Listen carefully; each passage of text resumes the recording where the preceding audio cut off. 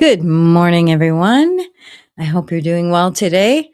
Today is day 120 of the Chronological Bible Daily Readings. And April 30th, today we're going to go through 2 Samuel chapter 19, verse 31 through chapter 21, and Psalm 7, and 1 Chronicles chapter 20, verses 4 through 8. All right, let's get started.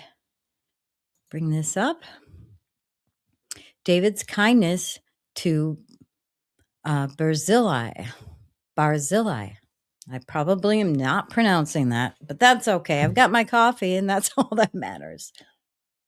The next couple of days, I'm going to be traveling, but I'm going to do live from my daughter's house. So I don't know the timings in the morning, but I'm going to try to do them extra early. All right. The first segment. Barzillai the Gileadite also came down from Rogelim to cross the Jordan with the king to send him on his way from there. Now Barzillai was very old, 80 years of age. He had provided for the king during his stay in Mahanaim, for he was a very wealthy man.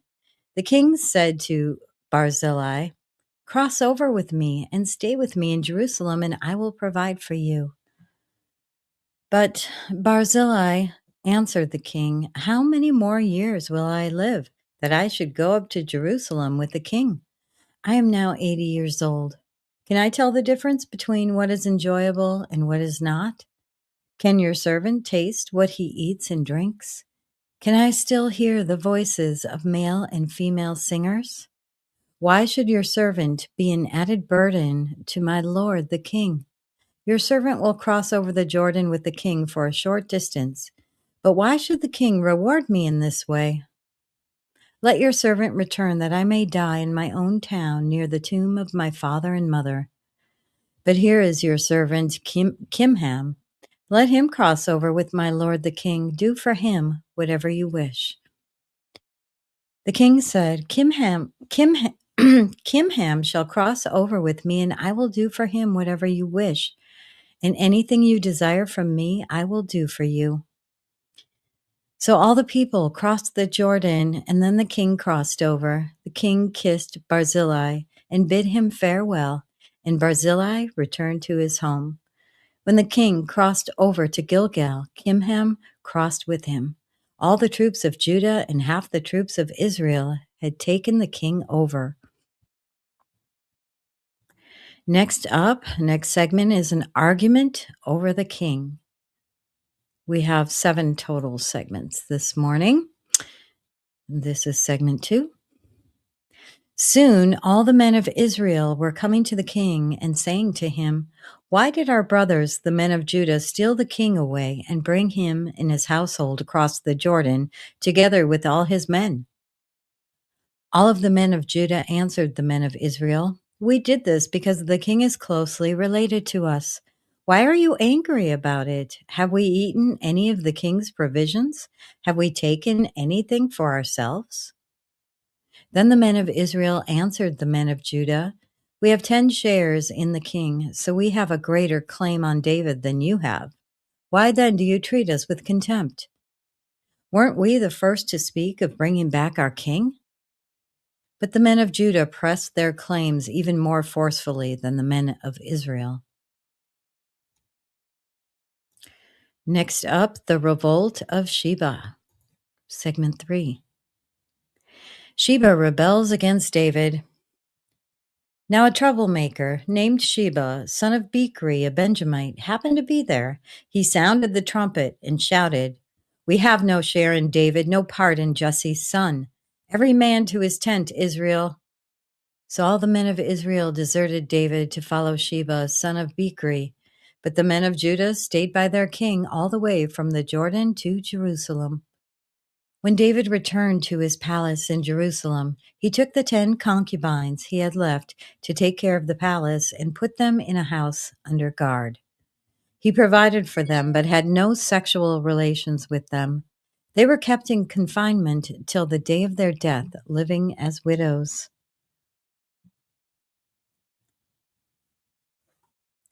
Then the king said to Amasa, "Summon the men of Judah to come to me within 3 days and be here yourself." But when Amasa went to summon Judah, he took longer than the time the king had set for him. David said to Abishai, "Now Sheba, son of Bichri, will do us more harm than Absalom did. Take your master's men and pursue him, or he will find fortified cities and escape from us." So Joab's men and the Kerethites and the Pelethites and all the mighty warriors went out under the command of Abishai. They marched out from Jerusalem to pursue Sheba, son of Bichri. While they were at the great rock in Gibeon, Amasa came to meet them. Joab was wearing his military tunic, and strapped over it at his waist was a belt with a dagger in its sheath. As he stepped forward, it dropped out of its sheath. Joab said to Amasa, "How are you, my brother?" Then Joab took Amasa by the beard with his right hand to kiss him. Amasa was not on his guard against the dagger in Joab's hand, and Joab plunged it into his belly, and his intestines spilled out on the ground. Without being stabbed again, Amasa died. Then Joab and his brother Abishai pursued Sheba, son of Bichri. One of Joab's men stood beside Amasa and said, "Whoever favors Joab and whoever is for David, let him follow Joab." Amasa lay wallowing in his blood in the middle of the road, and the men saw that all the troops came to a halt there. When he realized that everyone who came up to Amasa stopped, he dragged him from the road into a field and threw a garment over him. After Amasa had been removed from the road, everyone went on with Joab to pursue Sheba, son of Bichri. Sheba passed through all the tribes of Israel to Abel Beth Maacah, and through the entire region of the Bichrites, who gathered together and followed him. All the troops with Joab came and besieged Sheba in Abel Beth Maacah. They built a siege ramp up to the city, and it stood against the outer fortifications. While they were battering the wall to bring it down, a wise woman called from the city, "Listen, listen! Tell Joab to come here so I can speak to him." He went toward her, and she asked, "Are you Joab?" "I am," he answered. She said, "Listen to what your servant has to say." "I'm listening," he said. She continued, "Long ago they used to say, 'Get your answer at Abel,' and that settled it. We are the peaceful and faithful in Israel. You are trying to destroy a city that is a mother in Israel. Why do you want to swallow up the Lord's inheritance?" "Far be it from me," Joab replied. "Far be it from me to swallow up or destroy. That is not the case. A man named Sheba, son of Bichri, from the hill country of Ephraim, has lifted up his hand against the king, against David. Hand over this one man, and I'll withdraw from the city." The woman said to Joab, "His head will be thrown to you from the wall." Then the woman went to all the people with her wise advice, and they cut off the head of Sheba, son of Bichri, and threw it to Joab. So he sounded the trumpet, and his men dispersed from the city, each returning to his home, and Joab went back to the king in Jerusalem. David's officials. Joab was over Israel's entire army. Benaiah, son of Jehoiada, was over the Kerethites and Pelethites. Adoniram was in charge of forced labor. Jehoshaphat, son of Ahilud, was recorder. Sheva was secretary. Zadok and Abiathar were priests. And Ira the Jerite was David's priest. Next up is Psalm 7, section 4 of 7. A Shiggaion of David, which he sang to the Lord concerning Cush, a Benjamite. Lord my God, I take refuge in you. Save and deliver me from all who pursue me, or they will tear me apart like a lion and rip me to pieces with no one to rescue me. Lord my God, if I have done this and there is guilt on my hands, if I have repaid my ally with evil or without cause have robbed my foe, Then let my enemy pursue and overtake me. Let him trample my life to the ground and make me sleep in the dust. Arise, Lord, in your anger. Rise up against the rage of my enemies. Awake, my God. Decree justice. Let the assembled peoples gather around you while you sit enthroned over them on high. Let the Lord judge the peoples.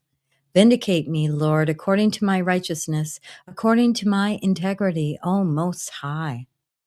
Bring to an end the violence of the wicked and make the righteous secure. You, the righteous God who probes minds and hearts.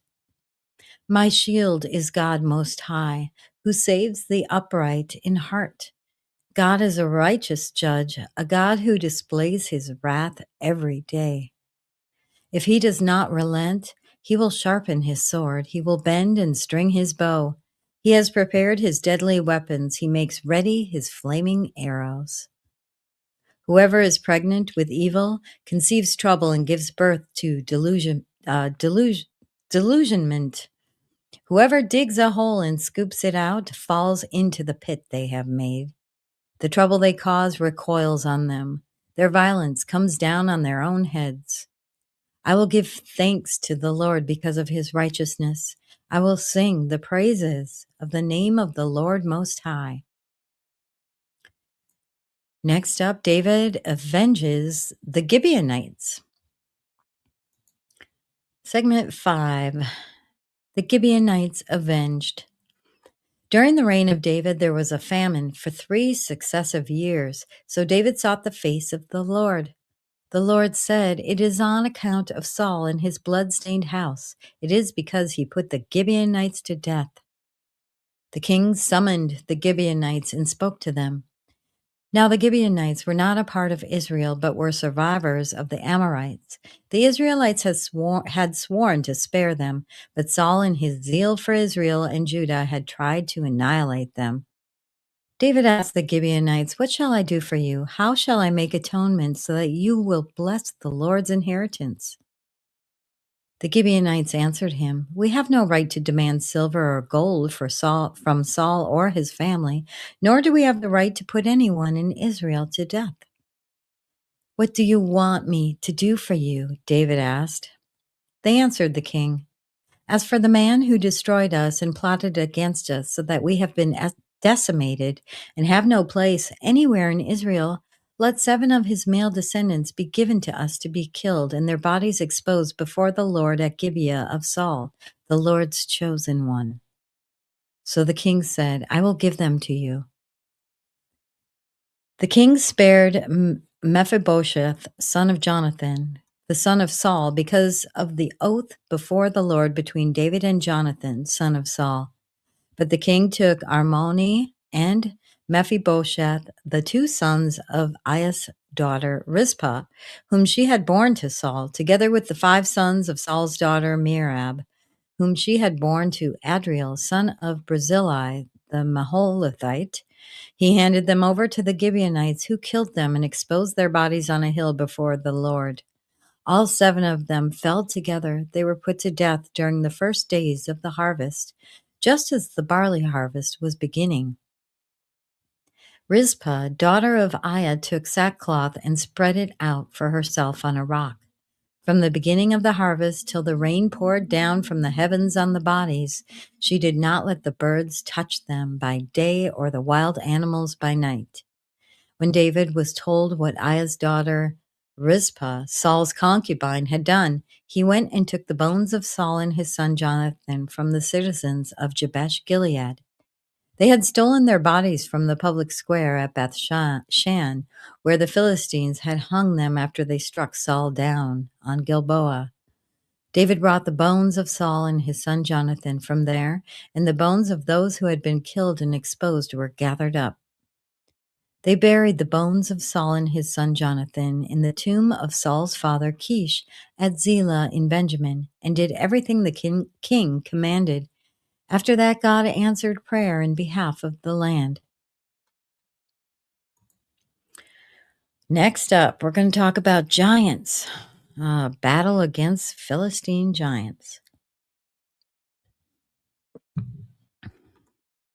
This is segment 6.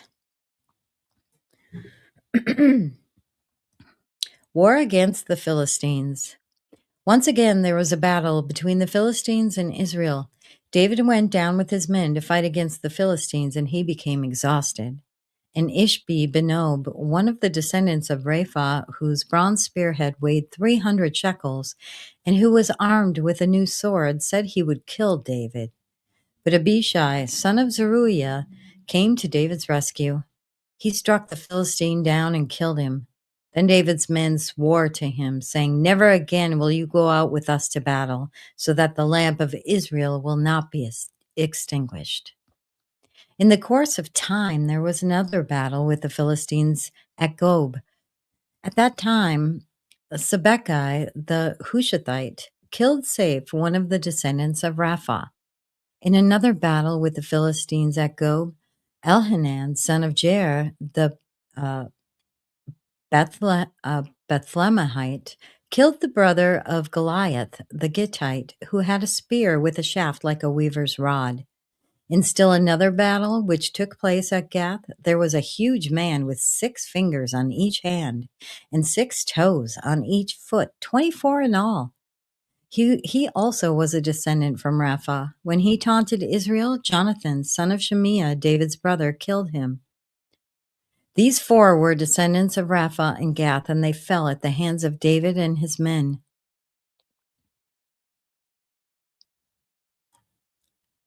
All right, and then First Chronicles to chronicle war with the Philistines.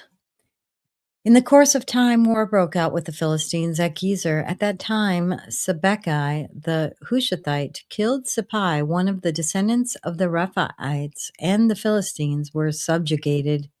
In another battle with the Philistines, Elhanan, son of Jair, killed Lami, the brother of Goliath, the Gittite, who had a spear with a shaft like a weaver's rod.